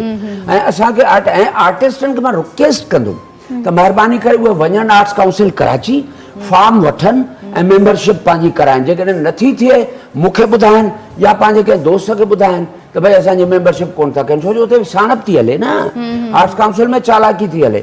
हाणे उते असांजी मैडम अदी मोहतरमा साइण नूरहुदा शाह साहिबा ऐं डॉक्टर अयूब शेख साहिब जेको आहे सो उते उन्हनि जा गवर्निंग बॉडी जा मेंबर आहिनि। डॉक्टर अयूब शेख साहिब खे त ॿाहिरि रखो, उहो त इन चकर में आहे त को सिंधी जो थिए ई कोन मेंबर, जेका मुंहिंजी ऑब्ज़र्वेशन आहे। बाक़ी अदी साइण नूरहुदा शाह साहिब खे मां रिक्वेस्ट कंदुमि त अदी पंहिंजे आर्टिस्टनि जी पर घोर लहो ऐं कोशिशि कयो त arts council of Pakistan Karachi में उन्हनि जी मेंबरशिप थिए, उन्हनि जी इज़त थिए। असां हुते वञूं था, असांखे जेको आहे सो कुर्सी कोन थी मिले, उते उनखे चेयर आर्टिस्ट जी मेंबरशिप हुजण खपे। अनल आपकी है आर्ट्स काउंसिल में मेंबरशिप? मेरी भी नहीं है। आप 12 साल से काम कर रही हैं, मैं भी तकरीबन 11 साल से पेंटिंग प्रैक्टिस कर रही हूं। होना चाहिए उसमें उन फाइबर का उनको होना चाहिए कि एक्टर अलग, सिंगर अलग, डायरेक्टर अलग, और जैसे आप हैं एक उनको अलग होना चाहिए। वहाँ पर तो ये है ना कि लुक बिजी डू नथिंग। जब जाओगे वहाँ पर सरिये पड़े हैं, वहाँ पर ईंटें पड़ी हैं, वहाँ रेत पड़ी है, वहाँ वो मकसद वो हमारे असांजे ॻोठ में हूंदो हिकिड़ो नादर ख़ान रखण साहिब, जी जी, उनजो सदाई मंगले जो कमु हलंदो हुयो। आर्ट्स काउंसिल में भी ईअं थो लॻे त बसि हुते रेती लथी पई आहे, हुते सिरां लथी पयूं आहिनि, हुते हीअ आहे लुक बिज़ी डू नथिंग। वॉशरूमनि जा नल ख़राब आहिनि, टोटियूं पाणी वहे थो पियो। चारी असांजी माशाल्लाह सां एॾी ज़बरदस्त हली रही आहे, छो त ईसानी साहिब जे प्रोग्राम में आया आहिनि त रौनक लॻी पई आहे प्रोग्राम में माशाल्लाह सां, ऐं एॾी ज़बरदस्त ॻाल्हियूं असांजो हली रहियूं आहिनि। अच्छा, मां पुछणु चाहींदसि जेके नौजवान इंस्पायर थींदा आहिनि एक्टर खे ॾिसी, उहो बि हुननि जी बि दिलि चवंदी आहे त असां एक्टिंग कयूं, स्क्रीन ते वञूं, उन्हनि खे छा कीअं उन्हनि खे घस ॾसींदा या उन्हनि खे कीअं ॿुधाईंदा, गाइड कंदा त उहो स्क्रीन ते अची सघनि? ॾिसो, सभ खां पहिरियां त इहो आहे त इहा गॉड गिफ्टेड शइ आहे, बॉर्न थिए थी, कुझु न कुझु को सिंगर आहे, एक्टर आहे थिए थो। उन खां पोइ सभ खां पहिरीं इहा ॻाल्हि आहे त पंहिंजी तालीम मुकमिल कनि, सभ खां पहिरियां तालीम मुकमिल कनि, ऐं उन खां पोइ शहरनि ॾे शिफ्ट थियण जी कोशिशि कनि। जेकॾहिं ॻोठनि में आहिनि, कराची हैदराबाद अचनि। ऐं मां सिंधी दोस्तनि खे या सिंधी उन्हनि खे इहो चवंदुसि त उहो कोशिशि कनि त इस्लामाबाद बि वञनि ऐं उते सेट थियण जी कोशिशि कनि। ऐं हाणे दुनिया वधंदी थी वञे। ऐं ॿी ॻाल्हि जेका त हू शहरनि में जॾहिं ईंदा त हिते मौक़ा वधीक आहिनि, हिते इलाही इंस्टीट्यूशन्स आहिनि, ऐं उते हू जेको आहे सो एक्टिंग जी, सिंगिंग जी या उन सां जेके कंसर्न फील्ड्स आहिनि उन्हनि सां हू कमु करे सघनि था ऐं उन्हनि में दाख़िला वठी सिखी सघनि था, बाक़ाइदे हिकिड़ो तरबियत हासिलु करे सघनि था। So this is the medium to in acting side and performing पर art. तव्हां चवंदो त सुठी इहा शइ आहे त नौजवान सिखी पोइ अचे। सिखी पोइ अचे। अच्छा ॾिसो जीअं मां तव्हांखे अॻु में अर्ज़ु कयो त इहो बॉर्न शइ आहे, नेचुरल आहे, गिफ्टेड आहे, पर उनखे जेकॾहिं वरी सिखंदो माण्हू त उन में उहो जीअं चवंदा आहिनि न त मुंडीअ ते टिक। सो मुंडीअ ते टिक लॻी वेंदी, जॾहिं मुंडीअ ते टिक लॻंदी आहे त चई छा ॻाल्हि कजे। सही ॻाल्हि आहे, वो चार चंड लॻी वेंदा। चार चंड मां बि थोरो ऐड कयां, हाँ, चार चंड लॻी वेंदा। बिल्कुलु तव्हां अच्छा अनलग का पूछना, अनलग कंप्लीट हो गई है painting? Yeah, it's almost done. Acrylic colours में अनल पेंटिंग ठाई है, अपना साइन भी कर दें अब इस पे। Yeah, sure. ये किसको ट्रिब्यूट दिया है आज बता दें हमारे ऑडियंस मैं से। ये मोहतरमा बेनज़ीर भुट्टो को ट्रिब्यूट करना चाहूँगी because she is a woman of bravery and excellence, so I think all the women should learn from her and this tribute goes to her. मोहतरमा बेनज़ीर भुट्टो साहिबा खे जेको ट्रिब्यूट हिननि कयो ऐं ॾाढो ज़बरदस्त good view and good thought. Thank you so much. बेहतरीन पेंटिंग है माशाल्लाह से अनलग जी। ऐं हूं बि जेके असांजा आर्टिस्ट आहिनि न, मां चवंदी आहियां उहे ई समाज खे ज़िंदा था रखनि। Oh, yes. हीरोज़ खे मोहबत जेका आहिनि सभ खां वधीक उहा मिले ई आर्टिस्ट खां थी। उहो को बि मिसाल तव्हां जी मोहम्मद अली जी ॻाल्हि कई, या जेके असांजा वॾा वॾा लेजेंड्स पाकिस्तान जा गुज़रिया आहिनि उन्हनि जी ॻाल्हि कयव, या असांजे जेके पॉलिटिकल पर्सनैलिटीज़ आहिनि, जेके बि असांजा हीरोज़ आहिनि उन्हनि खे ट्रिब्यूट आर्टिस्ट ई ईंदो आहे। उहो भले उहो पोइट्री जी सूरत में ॾे, पेंटिंग जी सूरत में ॾे, ड्रामे जी सूरत में ॾे, को करेक्टर को स्पेसिफिक तव्हां बायोग्राफीज़ ॾिसो या स्पेसिफिक जेके फिल्मूं ठहंदियूं आहिनि, आर्टिस्ट जेके आहिनि उन्हनि ते फिल्मूं ठहंदियूं आहिनि स्पेसिफिकली, त मां चवंदसि त सिंध जे आर्टिस्ट जेके आहिनि उन्हनि ते बि का फिल्म ठाहिणु घुरिजे। हा फिल्म ठाहिणु घुरिजे, पर असांजा जेके चैनल्स आहिनि उहे इहे ठाहिनि था इहे गिदड़ बूड़े में तलवार, इहे बंदूकां, लठियूं, रड़ियूं ऐं अजीब कल्चर करे इहो कल्चर असांजो न आहे। न आहे कल्चर इहो असांजो, बिल्कुलु डेफिनेटली न आहे। छो त असांजो मोहन जो दड़ो जो हिस्ट्री आहे ऐं उन मां को हिकिड़ो बि हथियार न आहे। आहे हींअर असां हिकिड़ो प्रोजेक्ट असां हिकिड़ो प्रोजेक्ट करियूं पिया ऐं उन प्रोजेक्ट में मतिलबु उहो मोहन जो दड़ो जे हवाले सां ई असां करियूं पिया। एग्ज़िबिशन है हिकिड़ी, जनरली मां ऐं सर मंसूर ज़ुबैरी गॾु ई करियूं पिया। जी जी, त उन एग्ज़िबिशन में असां खोड़ आर्टिस्ट आहिनि जिन खे असां इन्वॉल्व कयो आहे, जिन्हनि पेंटिंग्स ठाहियूं आहिनि, स्कल्पचर्स ठाहिया आहिनि, खोड़ शयूं ठाहियूं आहिनि, रिसर्च करे पूरी प्रॉपर मोहन जो दड़ो कीअं हो, छा हो, उते जी तहज़ीब कीअं हुई, उहो पंहिंजे आर्ट में उन्हनि बेसिकली ॾेखारियूं आहिनि शयूं। त उतां को बि कंहिं बि हिकिड़े आर्टिस्ट न हथियार पेंट कयो आहे, न असां रिसर्च करणु विया बि हुआसीं पाण उते, त को हिकिड़ो हथियार मिलियो बि न आहे। उतां डांसिंग गर्ल मिली आहे, उतां फीथो मिलियो आहे, उतां ॿियो त छॾियो हींअर जेको हेॾो सैलाब आयो आहे, इहो थियो आहे हुननि जो ड्रेनेज जो सिस्टम 5-7 हज़ार साल पुराणो आहे, उते पाणी न बीठो आहे, बाक़ी सॼी सिंध ॿुॾी वई।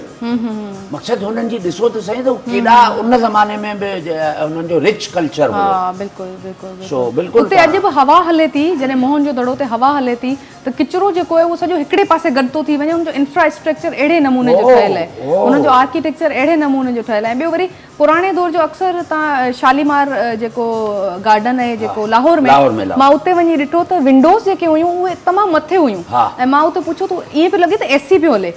मां हुन खां पुछियो, मां चयो एसी पियो हले हिते एॾी थधि आहे? चयो त विंडोज़ मथे ठहियल आहिनि, इहो आर्किटेक्ट ईअं हिनखे डिज़ाइन कयो आहे, इन करे इन जो जेको आहे न उहो इन नमूने सां हुन हवा ऐं उहे सभु शयूं पंहिंजे ज़हन में रोशनी हवा ऐं उन जो सभु ज़हन में रखी पोइ उन जो अच्छा मौसम जे हिसाब सां ॾींहुं आहे, राति आहे, मंझंदि आहे, सुबुह आहे, उहो सभु शइ मद्देनज़र रखी अहिड़े नमूने सां ताजमहल आहे, अहिड़े नमूने सां असांजी तव्हांजी बादशाही मस्जिद आहे। ओ यस डेफिनेटली। हाणे ओड़ो आर्किटेक्चर वरी नज़र नथो अचे। असां किथे न किथे मुंहिंजे ख़्याल सां जेके आर्टिस्ट आहिनि उहे कंटेम्पररी आहे, अॼु मॉडर्न शयूं ठाहिनि था, मॉडर्न आर्किटेक्चर ज़िंदगी में दुनिया में तव्हां जिथे बि वञो सभ खां अॻु में तव्हांखे कंहिं बि सिटी, कंहिं बि ॻोठ, कंहिं बि शहर में जेका शइ तव्हांखे उन सिटी जी पहचान या सुञाण कराईंदी आहे उहो आर्किटेक्चर अथव। ऐं उहो आर्किटेक्चर जेको आहे न हाणे आर्टिस्टिक न आहे। छा आहे जो हाणे असां मादी पसंदि थी विया आहियूं ऐं असांजे जेके डिपार्टमेंट्स में इहो असुलु कमु आहे जेके इदारा आहिनि। हाणे इदारा कहिड़ा आहिनि? फर्स्ट सपोज़ कल्चर डिपार्टमेंट आहे, उनमें आर्किटेक्ट ऐं ॿियूं जेके उन सां एंटिक्विटी ॿियो टियों इहो सभु उन सां मुंसलिक शयूं आहिनि, इहो उन्हनि जो होशू शीदीअ जे मज़ार ते ऐं बसि होशू शीदीअ जे मज़ार ते प्रॉपर बोर्ड न आहे, छड़ो बसि इहो हाला वारी टाइल्स हणी बाज़ार लुक बिज़ी डू नथिंग वारो कमु करे, बजट हुन भई साम्हूं हीअं, को हुते चौकीदार कोन्हे, हुन ते पढ़ कोन्हे, को प्रॉपर नालो कोन्हे। इहे हैदराबाद जे भरिसां होशू शीदी म्याणी ऐं जेको दुबई जंग लॻी जेका जी जी बिल्कुलु बिल्कुलु बिल्कुलु मां पाण हुनजो पोर्ट्रेट बि ठाहियां पई ड्राइंग में। यस, हाणे इहा असांजो कल्चर डिपार्टमेंट इहो आहे त उन्हनि खे ज़िंदा नथो अहिड़ियूं मस्जिदियूं आहिनि पुराणियूं, अहिड़ा मंदर आहिनि पुराणा। भोडेसर मस्जिद ओ हाणे मां हींअर नंगर पार्कर वई आहियां, यकीन कयो सॼी दुनिया घुमी चुकी आहे तक़रीबन। माना मां रोम वई आहियां, रोम जहिड़ो आर्किटेक्चर दुनिया में कोन्हे, बट जेको मूंखे सुकून, जेको पीस, जेको हिते नंगर पार्कर जी जेका भोडेसर ऐं जेको हिते जैन टेम्पल जैन टेम्पल जेको एॾा हसीन जैन टेम्पल आहिनि, इन्हनि खे त मां चवां थी त इन्हनि खे ईअं संभालजे त इहे कॾहिं बि प्रिज़र्व ईअं करे छॾिजे। ऐं उते अनफॉर्चुनेटली नंगर पार्कर में हिकिड़ो मंदिर हो जैन टेम्पल, जेको तमामु 5000 साल चवनि पिया पुराणो आहे, एॾी क़दीम हुनजी तारीख़ हुई, पर अनफॉर्चुनेटली इहा शइ हुई त उते वॉल्स ते पेंटिंग ठहियल हुयूं ऐं उहे सभई पेंटिंग जेके आहिनि उन्हनि जा फेसिस खुरड़े उन्हनि ख़राब करे छॾिया हुआ। हाणे ॾिसो, हाणे इहो वरी अथव शऊर तालीम। तव्हां ईअं लाहौर वेंदव, काॾहें बि वेंदव त वॾो शीश महल जेको हुन ते नालो फिलियल लिखियो पिया मोहम्मद अली ईसानी। अरे भाई छॾे हिनखे, तूं नालो कीअं थो लिखी, ख़ुदा जा बंदा, या हुनखे कुझु वो करे छॾी निशानी, ओ भाई वहाँ जाना मैंने ऐसे किया था वो देख लेना, ख़ुदा जा। इहो छा आहे, कल्चर आहे इहो। असांजो जेको असांजो जेके इदारा आहिनि उते जेके मौजूदु आहिनि, इंटरप्रेटर आहिनि, गाइड आहिनि, उहे ॿुधाइनि, अहिड़ो कल्चर माहौल कनि। वञण खां पहिरियों का ब्रीफिंग हुजे 5 मिंटनि जी, जेको वॾो हॉल हुजे जिते माण्हू वेहनि, जिते माइक्रोफोन सां या मेगाफोन सां को उन्हनि खे ब्रीफ कजे या को हुजे, को तरीक़ोकार कोन्हे, कुझु बि कोन्हे को। असां उन्हनि खे हिकिड़ो शो ऑफ करे छॾियो आहे ऐं बसि उन्हनि में बि खाइण जो ऐं हिकिड़ो कमाइण जो अहिड़ो ज़रियो जेको चंद हिकु हथनि में अचे थो, ऐं बाक़ी जेको मासिस आहे या कल्चर आहे या असांजी ट्रेडिशन आहे या असांजी सकाफ़त आहे, उहा भले जेॾां बि वञे असांजो उन सां को बि तालुक़ कोन्हे। यकीन कयो, हीअ जेका जंहिं पार्टीअ जी मालिकियाणी मोहतरमा शहीद बेनज़ीर भुट्टो साहिबा, अल्लाह गवाह आहे, ऐं मां मोहतरमा सां गॾु बाय एयर ट्रेवल कयो आहे, ऐं उन मां बिलावल भुट्टो साहिब खे मां ॻलनि ते मां हीअं बिच बिच कई आहे। सो ॻाल्हि इहा आहे त उन खां पोइ हीअ पार्टी जहिड़े नमूने सां परफॉर्म करे थी, ॾुख थो थिए, ख़ुदा जो कसम ॾुख थो थिए, ऐं भोतार की पार्टी थी वई आहे, हिनखे ईअं न थियणु खपे। ऐं हाणे एग्रीकल्चर जो त ॾिसो न, त जेको दरिया आहिनि, ॿिया नालियूं आहिनि या कैनाल आहिनि, उनजी प्रॉपर खाटी न थी आहे। इरिगेशन डिपार्टमेंट जा जेके इक्विपमेंट्स आहिनि या उन जा जेके बिल्डोज़र इक्विपमेंट आहिनि, उहे वॾेरनि जी ज़मीनुनि में था हलनि। बाबा तव्हां उहो उन्हनि खे करणु खपनि, किरोड़े अरबे रुपयनि जा ठेका, रुगो बसि थोरो बसि इहो उन्हनि खोटाई करे न करणु खपे, उन्हनि जो ज़ाहिर है ड्यूटीज़ आहिनि त उन्हनि खे परफॉर्म करणु खपे। अनलग खां पूछना, अनलग आर्ट को कैसे आम करना चाहिए, हर आम इंसान जो है उसकी भी रसाई हो, वो बच्चा, वो स्टूडेंट जो हमें अभी घर पे बैठ के देख रहा है, मिसाल है, उसको कैसे गाइड करेंगी या उसके लिए क्या कहेंगी कि क्या फैसिलिटीज़ होनी चाहिए हमारे बच्चों के लिए? आई थिंक हमें बहुत कॉमन करना चाहिए आर्ट्स को, लाइक बहुत इवेंट्स करने चाहिए ऐसे, जैसे पब्लिक इवेंट्स हो जिसमें हम सबको बुला सकें, ओपन इनविटेशन हो, हर कोई आ सकता है, सब बच्चे आ सकते हैं, उसमें कोई क्लासिफिकेशन नहीं हो। स्कूल एंड इंस्टीट्यूशंस में जो है वो उसको, स्कूल एंड इंस्टीट्यूशन में तो देखें चल रहा है, वो एक पैटर्न है, एक टिपिकल पैटर्न मैं बोलूँगी, उसी पे आर्ट क्लासेज होती हैं और वो टिपिकल एक सिलेबस फॉलो होता है। Art is more than that, ठीक है, उसे उस चीज़ से ज़्यादा चीज़ है और उसके लिए फ्रीडम ऑफ थॉट्स बहुत ज़रूरी है, वो क्लासरूम में बच्चों को नहीं मिलता है, ठीक है। तो उसके लिए हमें कुछ इस तरह के इवेंट्स होने चाहिए कि जहाँ ओपन कॉल हो और वो लोग खुद से उन्हें जो एक्सप्लोर करना है वो करें, अपनी इमेजिनेशन को पेंट करें, उन्हें थोड़ा फ्रीडम देके हमें ऐसी एक्टिविटीज़ हमें अरेंज करनी चाहिए। अच्छा, थेरेपी के तौर पे भी आर्ट यूज़ होता है अक्सर। माण्हू जॾहिं ॾुख जी कैफ़ियत में हुजे, तकलीफ़ जी कैफ़ियत में हुजे, को सिंगर है तो वो कोशिश कंदो त मां कुछ गुनगुनाए वठां, कोई म्यूज़िशियन है तो चवंदो त गिटार वॼाए वठां, लाजो भाई जॾहिं उदास थिए त चवंदो त कीबोर्ड हुजे मूं वटि, ईसानी साहब उदास थियनि त हुननि जी दिलि चवंदी त अॼु का एक्टिंग कयां त बहिलजी वञा। ईअं ई आर्टिस्ट हूंदो आहे ऐं उन जी जॾहिं पेंटिंग कंदो आहे त उन जी इहा ई कैफ़ियत हूंदी है त मां बहिलजी वञा ऐं पंहिंजे जेके इमोशंस आहिनि, पंहिंजे जेके जज्बात आहिनि, वो किथे न किथे पेंटिंग में ज़ाहिर करे सघां। ऐसा ही होता है ना? बिल्कुल ऐसा ही होता है और हम बहुत सारी टाइम में अपने आप को एक्सप्रेस करते हैं, इवन खुशी में भी। ज़रूरी नहीं है कि हम डिप्रेस ही हों तो ही हम आर्ट की तरफ जाएं, हम लोग बहुत खुशी में भी अपने आप को एक्सप्रेस करने के लिए हम पेंट यूज़ कर सकते हैं, कोई भी मीडियम यूज़ कर सकते हैं, जैसे कि आपने कहा म्यूज़िक हो गया, परफॉर्मिंग आर्ट्स हो गया, सब कुछ इंक्लूडेड है इसके अंदर, क्योंकि इंसान की जो बेसिक नेचर है वो है एक्सप्रेशन, उसे एक्सप्रेस करना होता है। अब वो एक्सप्रेस किसी भी फॉर्म में कर सकता है, अब वो थ्रू पेंट्स करे, सिंग करके करे, डांस करके करे, it's all up to him. Expression है डेफिनेटली, बिल्कुल। आर्ट अब वो मीडियम चेंज हो जाता है उसमें, it's all related to art, medium change हो जाता है, लेकिन ये है कि उसे एक्सप्रेस तो करना ही है। आपकी पेंटिंग कंप्लीट हो गई? यस, ऑलमोस्ट डन। माशाल्लाह, जो ज़बरदस्त। हिकिड़ो ज़ूम फ्रेम असां वठूं त मुंहिंजा नाज़रीन जेके आहिनि उहे बि हिन टाइम ॾिसी सघनि, असांजा घर में वेठल नाज़रीन त ही पेंटिंग केॾी ज़बरदस्त ठही आहे न लॻची मूंखे त आर्ट हूअं ई ॾाढो वणंदो आहे पर तव्हां बि ॾिसो ज़रूरी न आहे त कॾहिं असां कंहिंखे ट्रिब्यूट ॾियूं त उनजो पोर्ट्रेट ई ठाहियूं असां उन्हनि खे जनरल जेके एब्स्ट्रैक्ट आहे या जेके ॿिया आर्ट जा फॉर्म्स आहिनि उन्हनि में बि असां उन्हनि खे मॉडर्न आर्ट जंहिंखे चवां कंटेम्प्रेरी आर्ट चवां उन्हनि में बि असां ट्रिब्यूट्स ॾेई सघूं था। इस आर्ट को क्या कहते हैं? जी कंटेम्प्रेरी आप बिल्कुल सही कह रही हैं, सेमी एब्स्ट्रैक्ट में भी जा रहा है ये। हाँ तो अच्छा मैं ये देख रहा था कि ये इन्होंने जिस तरह से ऊपर ये इनको ये बनाया तो मैं देख रहा था कि इनके भी तो नहीं है ऐसे कहीं पर वो एक जी है। वो नहीं एक नहीं है, बहुत सारे जो नॉर्मली नजर नहीं आएगा। It's called imagination. तो वो हम लोग के हेड में चलता रहता है। बहुत अच्छा करी हैं आप, मतलब ये बटरफ्लाईज ये फ्लावर्स हैं आपने इमेजिनेशन दिखाई है। जी मैंने यही दिखाया है कि एक थॉट प्रोसेस है एक्चुअली में। हम लोग if you are present here but mentally we are somewhere else, we are in a imaginative world, we are thinking something else. तो it's all related to you know, आप कहते हैं ना कि आपको अगर कुछ करना है तो अपने आप में सब कुछ ढूंढें, the whole universe is in you. तो ये वही वाली चीज़ है कि एवरीथिंग इज इनसाइड यू और ये आपकी इमेजिनेशन है, आप उसे इमेजिन कर इसको आपने वो तितलियां और वो भीमभोरी एक वो थी दिया है, हम तो उसको भीमभोरी बोलते हैं सिंधी में। ड्रैगन फ्लाई कितनी खूबसूरत अच्छी लगती है इसी तरह से ये जो नंढे हूंदे जलियूं आहिनि कॾहिं ओ यस असां हू टिंडण जेके हू चवां थो जेके हू टांडाणा जेके ॿरंदा आहिनि उहे खणी असां खीसे में विझी ऐं निमाज़ पढ़णु वेंदा हुआसीं। रमज़ान शरीफ़ मूंखे यादि आहे पंहिंजे ॻोठु ड्रखण में त उहो टांडाणो ईंदो हो न नज़र, उहो खणी खीसे में विझी ऐं पोइ तरावीह पढ़ंदा। असां वरी लाड़ी ज़ुबान में उनखे चवंदा आहियूं खुड़क बि तो। अच्छा खुड़क बि तो, इहो जेको ॿरंदो आहे। हा हा हा हा हा हा हा यस यस उनखे टांडाणो। इहे ॾिसो हाणे इहे अणलब्जा थींदा वञनि। तव्हांजो मिठो तोतो जेको आहे हाणे जेका ही वण वढिजी विया या अंब वढिजी विया, तोतो मिठो तव्हांखे तमामु अणलभ मिलंदो। मुंहिंजे ॻोठ में असांजे बाग़ में असांजे ज़मीनुनि में केतिरा असांजे घरनि ते भितियुनि ते अचे मिठू वेहंदा हुया ऐं बाग़नि में असांजे हुन में अंबनि जे हुन थोड़नि में उहो सोराखनि में उहो बचा ॾींदा हुया। हाणे उहो सभु ख़तमु थी वियो आहे। असां उन शइ खे ख़तमु था कंदा वञूं, पाण ख़तमु था कंदा। हाँ बिल्कुल इनखे प्रिजर्व करण जी ज़रूरत है। प्रिजर्व करने की जरूरत है। ॿियो वरी रांदियूं जाम खेलींदा हुआसीं नंढे हूंदे। अनिल अब आप आ जाए, कंप्लीट हो गई आपकी पेंटिंग? जबरदस्त पेंटिंग अनिल हक माशाल्लाह माशाल्लाह जबरदस्त। आपने बहुत जबरदस्त, सच्ची बात यह है कि बहुत अच्छी बनाई है आपने। और ये है कि मैं तो कहूँगा पेंटिंग तो अच्छी है लेकिन आप उससे ज़्यादा अच्छी हैं। Thank you so much. Artist पाण बि कीमती हूंदो आहे ॾाढो, इहा सही ॻाल्हि आहे। पंहिंजे आर्ट खां वधीक मुंहिंजे ख़्याल सां आर्टिस्ट कीमती हूंदो आहे, छो त उहो आर्ट वरी ठाहे थो, उहो हिकिड़ो तख़लीक़कार आहे बेसिकली।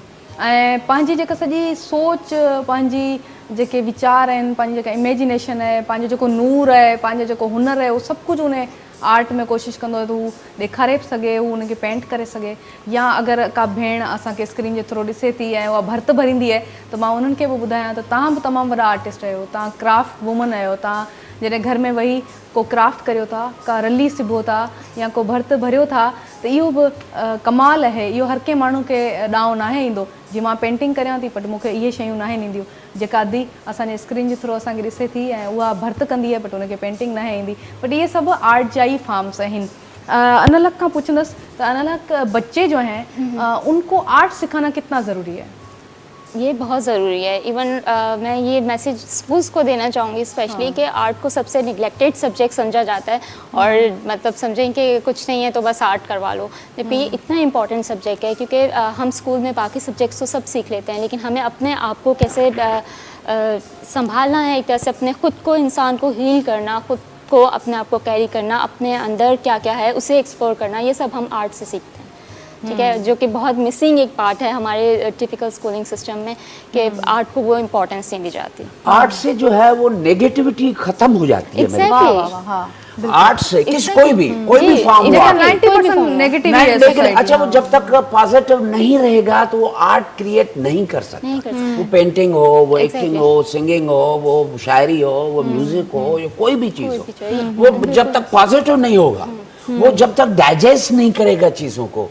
बुरी चीज़ों सुनते हैं हम लोग, सुनते हैं लेकिन उनको आप थ्रो आउट कर दें, लेकिन अच्छी चीज़ों को अपने पास रखें। देखिए इससे मैं अब वही पॉइंट बोलूँगी ना कि इंसान को एक्सप्रेस करना ज़रूरी है। अब वो पॉजिटिव नहीं करेगा तो ऑब्वियसली वो नेगेटिव की तरफ जाएगा ना। आप उसे मीडियम ही पॉजिटिव देंगे। ये जो आर्ट की फॉर्म है ये तो इतनी ज़्यादा आप में वैरायटी है, आप नहीं करना चाहते हैं पेंटिंग, आप म्यूज़िक की तरफ चले जाएँ, आप एक्टिंग की तरफ चले जाएँ, बहुत सारी चीज़ें हैं। तो अगर आप पॉजिटिवली एक्सप्रेस नहीं करेंगे तो इंसान को तो एक्सप्रेस करना है, फिर वो क्या करेगा, नेगेटिविटी की तरफ जाएगा, है ना। तो फिर नेगेटिव उसमें जो है अपने आप को एक्सप्रेस करेगा। तो आर्ट बहुत इम्पॉर्टेंट एक चीज़ है और ज़रूरी नहीं है ये सिर्फ आर्टिस्ट से ही रिलेटेड हो। मुझे लगता है कि हर इंसान को आर्ट करना चाहिए और रिजल्ट का नहीं सोचना चाहिए कि एक बहुत ही अच्छा सा एक शानदार मास्टरपीस जो है आप बनाने वाले हैं, आप उसी प्रोसेस को एंजॉय करें। उस प्रोसेस में आप क्या क्या और नौजवान लड़के लड़कियां आजकल हमारे मुआशरे में इस तरफ बहुत आ रहे हैं, लेकिन ये है कि अगर उनको ये चीज़ नहीं मिलेगी तो वो फिर दूसरी चीज़ों में चले जाते हैं। नशा है, अहिड़े क़िस्म जी शयुनि में हाणे ॻोठनि में असांजे में ॾाढो नशो ऐं व्याज जो ॾाढो हिकिड़ो हू हलियो अथव कल्चर ऐं स्टार्ट थी वियो आहे। व्याज शिकारपुर डिस्ट्रिक्ट में ख़ासि करे असांजे ॻोठ रखड़नि में या शिकारपुर में व्याज ऐं नशो।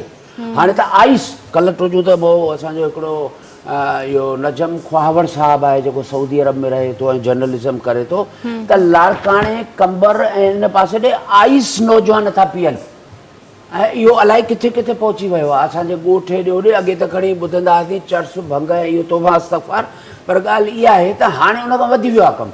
मां इन करे अर्ज़ु कंदुमि त एसएचओ साहिबान जेके आहिनि उहे एसएचओ न सख़्ती त कनि ई कनि, पर जेके उहे बि इंसान आहिनि ऐं जेकॾहिं उहे न कंदा त उन्हनि जी औलाद इन में इन्वॉल्व थी वेंदी। जेकॾहिं उहे मुकाफ़ाती अमल आहे, मां तव्हां सां बुरो कंदुसि, मूंसां बुरो थींदो, मुंहिंजे औलाद सां बुरो थींदो। सो मां इहो रिक्वेस्ट कंदुसि उतां जा जेके एसएचओ साहिबान आहिनि या उतां जा जेके कर्ता धर्ता आहिनि उन्हनि रिक्वेस्ट कंदुमि मुआशरे खे ठीकु करण में तव्हां वॾो किरदारु अदा करे सघो था। वञो त होटल चांहिनि जा फिल्मनि ते वेठा आहिनि, होटल भरिया पिया आहिनि। मां उन्हनि ते हिकिड़ो दफ़े मां रिकॉर्ड कयो त उहो ॾाढा वीचारा अची साईं उहो नौजवान छोकिरा ऐं हिकिड़ा 12-14 सालनि जा छोकिरा उन में वरी के खड़पील में वेठा आहिनि, हल त तोखे मोटरसाइकिल जो चक्कर ॾियारायां, टाइम ज़ाया कनि था, पढ़ाई कोन्हे का, को हुनर कोन्हे को, न पोइ छा थींदो नशे में जेको आहे सो माण्हू हलियो वेंदो। अच्छा, इहा हिकिड़ी रिक्वेस्ट मां पंहिंजी गवर्नमेंट खे, पाकिस्तान जी गवर्नमेंट खे, सिंध जी गवर्नमेंट खे करणु चाहींदसि त असांजे जेके नौजवान आहिनि ॾाढा टैलेंटेड आहिनि। हिते जा जेके मोस्ट जेका असांजी जनरेशन असांजी हीअ आहे, तव्हांखे ॿुधायां त पॉपुलेशन बल्कि चवां त पाकिस्तान जी जेका आहे उन में घणे क़दुरु नौजवान आहिनि ऐं नौजवान जी एनर्जी सॼी दुनिया में खपंदी आहे। हर जॻह ते तव्हां एज़ अ इमिग्रेंट, मां पहिरीं बि ॻाल्हि कई हुई त तव्हां अप्लाई कयो त ॾिसंदा आहिनि तव्हांजी एज अगरि तव्हां यंग आहियो त तव्हांखे इमिग्रेंट करे घुराए वठंदा आहिनि मुख़्तलिफ़ कंट्रीज़ जा माण्हू, छो त उन्हनि खे बि एनर्जी खपे। उन्हनि खे ख़बर आहे यंग माण्हू आहे त अची असांजे मुल्क में सुठो कमु कंदो, पंहिंजी फील्ड में मुख़्तलिफ़ फील्ड में कमु कंदो। त ईअं ई असांजे जेके नौजवान आहिनि उन्हनि खे मौक़ा ॾिना वञनि। उहे जेके नौजवान आहिनि जेके किथे न किथे सर जी ॻाल्हि वांगुरु नशनि में पियल आहिनि, उन्हनि जी रिहेबिलेशन्स कराइजनि ऐं उन्हनि खे किथे न किथे मौक़ो ॾिजे ज़िंदगी खे ॿीहर सम्झण जो, ॿीहर उनखे गुज़ारण जो। ऐं मां ॾिठो आहे अक्सर जेलूं जेके आहिनि उन्हनि में भी आर्ट थेरेपीज थींदियूं आहिनि। अलॻि जेल जो है वहाँ पे भी ये चीज़ होती है। जेके कैदी आहिनि उन्हनि खां कॾहिं मोतियुनि सां का ज्वेलरी ठाराईंदा आहिनि, कॾहिं का उन्हनि खे पेंटिंग सेखारींदा आहिनि। हिकिड़ो अहिड़ो आर्टिस्ट आहे सिकंदर जोगी, मूंखे यादि अचे थो, त उहो बि इहा शइ जेको आहे जेलुनि, मुख़्तलिफ़ जेलुनि में, या मां उनखे ॾिठो हो त कराची जेल में, त उहो जेके कैदी हुआ उन्हनि खे पेंटिंग सेखारे रहियो हो। त इहा सुठी शइ आहे। इहा तव्हां हिकिड़ो अहिड़ो मायूस माण्हू जेको पंहिंजी मायूसी जो, पंहिंजे ॾुख जो बदिलो जेको आहे समाज खां या दुनिया खां वठे थो, पंहिंजी ज़ात खां वठे थो कावड़ में, उनखे तव्हां ज़िंदगी जी तरफ़ था आणियो, त इहा वॾी हिकिड़ी सुठी शइ आहे, ॾाढी भली शइ आहे। ऐं ॿी ॻाल्हि त सर तव्हांखे ख़बर नाहे हूंदी, तव्हांजा ड्रामा या ॿिया एक्टर्स जेके आहिनि उन्हनि जा ड्रामा फिल्मूं ॾिसी को मायूस माण्हू मुतासिर अगरि थिए थो, इंस्पायर थिए थो, त इहो हिकिड़ी वॾी मुंहिंजे ख़्याल सां कंट्रीब्यूशन आहे। इन में को शक कोन्हे को।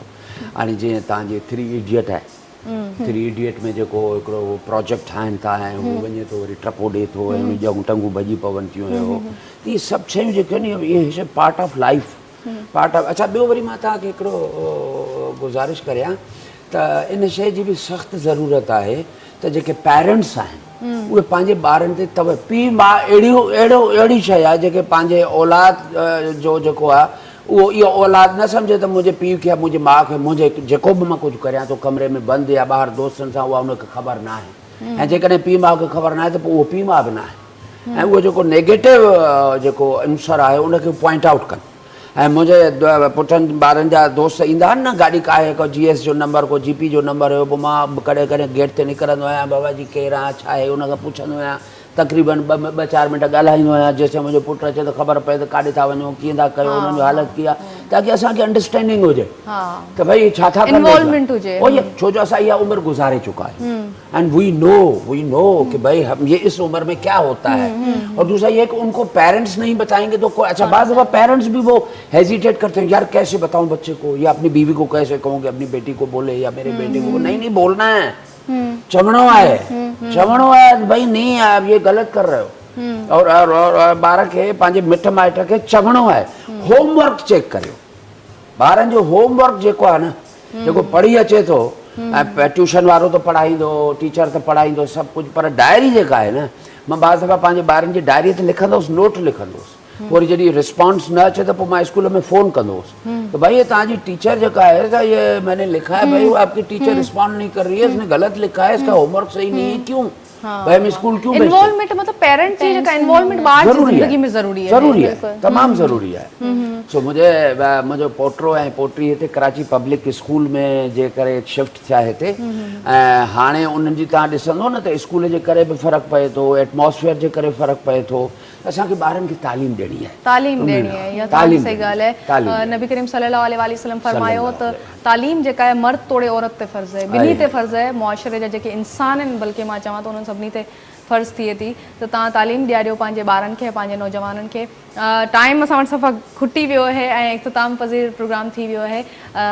Thank you so much sir, तव्हां असांखे टाइम ॾिनो, अॼु ज़बरदस्त असांजो प्रोग्राम हलियो। तव्हांजी महिरबानी, तव्हां असांखे घुरायो। Again thank you very much Dharti, again thank you very much sir, again thank you very much असांजो दोस्त डायरेक्टर जेको आहे उहो। मोस्ट वेलकम सर, तव्हां डिज़र्व कयो था एॾी मोहबत ऐं मान। थैंक यू सो मच अनल, तव्हां असांजे प्रोग्राम में आयो ऐं एॾी ज़बरदस्त पेंटिंग अनल ठाही ऐं या मोहतरमा बेनज़ीर भुट्टो खे अॼु असां ट्रिब्यूट कई आहे पेंटिंग। ऐं नाज़रीन असांखे हिते इजाज़त ॾियो, खोड़ कचहरियूं ॻाल्हियूं असां सुभाणे कंदासीं इंशाल्लाह, ऐं ॿियो डिफरेंट प्रोग्राम हूंदो।